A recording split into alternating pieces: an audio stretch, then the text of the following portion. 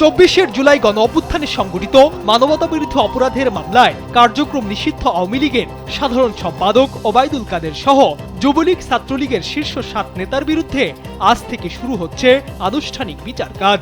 আজ মঙ্গলবার আন্তর্জাতিক অপরাধ ট্রাইব্যুনাল 2 এর চেয়ারম্যান বিচারপতি নজরুল ইসলাম চৌধুরীর নেতৃত্বাধীন 3 সদস্যের বিচারিক প্যানেলে এ কার্যক্রম অনুষ্ঠিত হবে।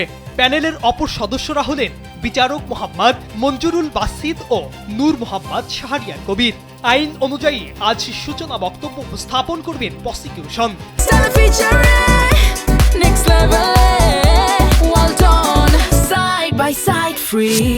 এরপর প্রথম সাক্ষীর সাক্ষ্য গ্রহণের মাধ্যমে আনুষ্ঠানিক বিচারের দিকে এগোবে মামলাটি। যদিও এ মামলায় কেউই গ্রেফতার হয়নি, তবে তাদের অনুপস্থিতিতেই চলবে বিচার কাজ। মানবতাবিরোধী অপরাধে পলাতক আসামিরা হলেন আওয়ামী লীগের সাধারণ সম্পাদক ওবায়দুল কাদের, যুগ্ম সাধারণ সম্পাদক আ.ফ.ম. বাহারউদ্দিন নাসিম, সাবেক তথ্য ও সম্প্রচার প্রতিমন্ত্রী মোহাম্মদ আলী আরাফাত, যুবলীগের সভাপতি শেখ ফজলে শামস পরশ, সাধারণ সম্পাদক মাইনুল হোসেন খান নিখিল, ছাত্রলীগের সভাপতি সাদ্দাম হোসেন ও সাধারণ সম্পাদক ওয়ালি আসিফ এনান। মানবতাবিরোধী অপরাধের গত বছরের 18 ডিসেম্বর প্রসিকিউশনের দেওয়া আনুষ্ঠানিক অভিযোগ আমলে নেন আদালত। পাশাপাশি 7 জনের বিরুদ্ধে গ্রেফতারি পরোয়ানা জারি করা হয়।